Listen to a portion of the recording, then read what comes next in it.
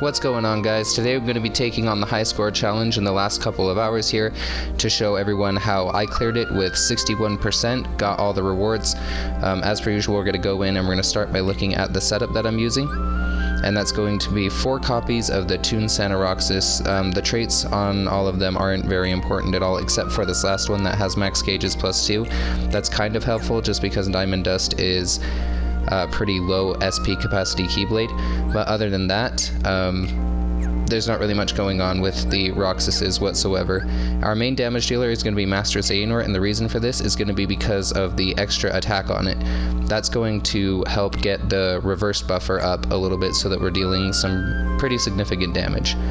And then for our friend medal, we're going to be using a shared copy of Sephiroth EX Plus that my party member Chris was lucky enough to pull 3 copies of.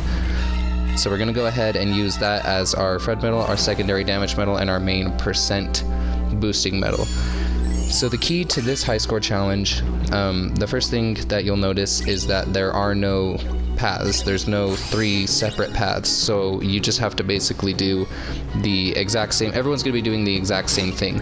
So the key to this is taking advantage of the Darkside and how it regenerates HP. So in order to do that, we're going to swipe through with all of those attacks, and then we're just going to use the 2 Master Xehanorts.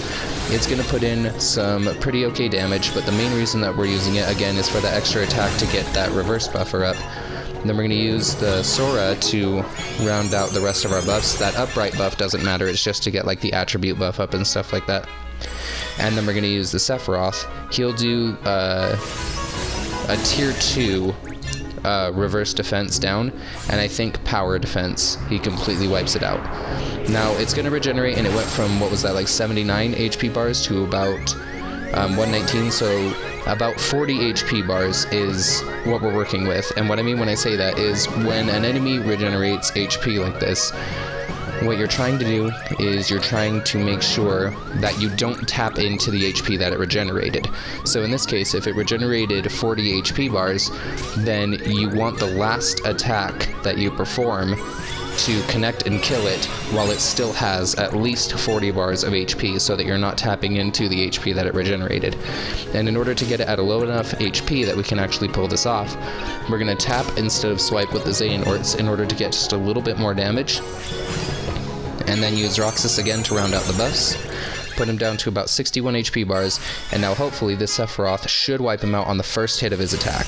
Yes, first hit of the attack right there, and that'll put us at 7,414,000. So now we're just going to run the rest of the high score challenge as per normal, using the L method, where you're trying to finish everything off with just one big hit. As much as possible, you're just trying to make sure that one big hit is the thing that's taking out all of the HP and not dividing it up among different kinds of attacks. And that will make it so that the bonus score that you're getting off of each enemy will actually be higher and give you just a little bit more of a boost in order to be able to clear this event. So for me on my setup, and I realize that not everybody's going to have my exact same medals or anything like that, but hopefully this video serves as a template or an example to show that with the medals that you do have, possibly this can help you get through your challenge. So he's going to go ahead and heal. That's not really too much of a problem. I'm just going to keep using Xion. She's powerful enough to be able to just keep wiping them out all by herself, and these are still the lower tier enemies, so I'm not really worried about getting too much bonus score off of them. So we're going to go ahead and use Xion again, and in this case, some of them are going to survive. We're just going to go ahead and use Xehanort to finish these guys off, and it's extra good if the Xehanort can land a second attack off of his chain of attacks. With the Behemoth, I'm actually not sure if the Behemoth regenerates. I haven't tested that, but if it does, please let me know down in the comments below. But even without it regenerating, you should be able to clear the event, so even if it doesn't regenerate, you should be just fine. So we'll go ahead and use that Xehanort.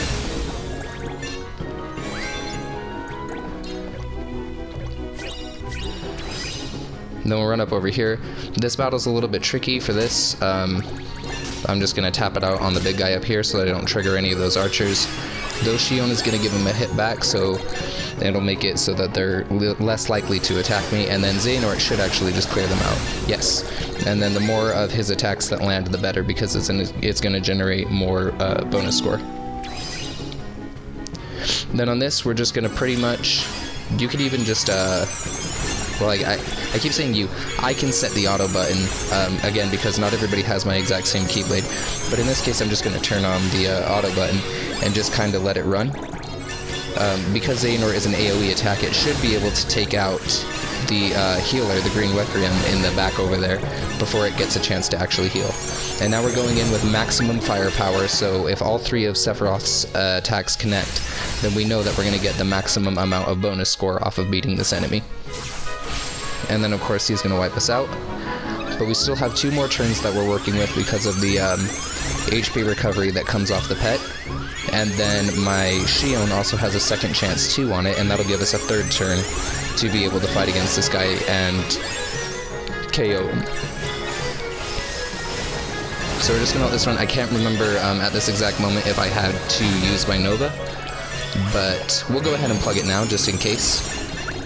I don't think it detracts anything from your score.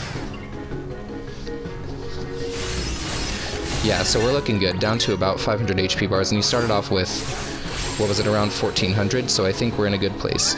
Get a bounce back, that as soon as going to get rid of that paralysis for me, and then we're just going to keep letting it run.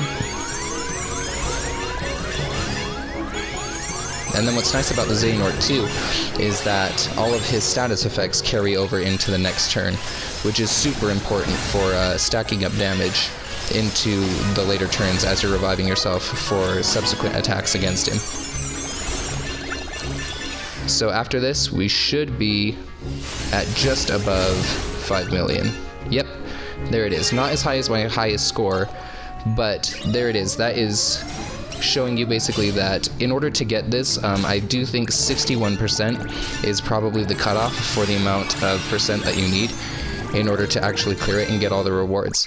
But again, the big thing is making sure that you manipulate the Darkside's HP regeneration, just making sure that he has enough of his original HP left over, and that you end him on just 1 hit off of whatever your damage dealing metal is in order to avoid tapping into his recovered HP. So there it is, guys. I hope you enjoyed this. If it helped you out, please let me know down in the comments below. Please feel free to like the video, share it with anyone else who you think it will help out, and leave any helpful tips or comments down in the comments below. Thanks for watching. Catch you in the next one.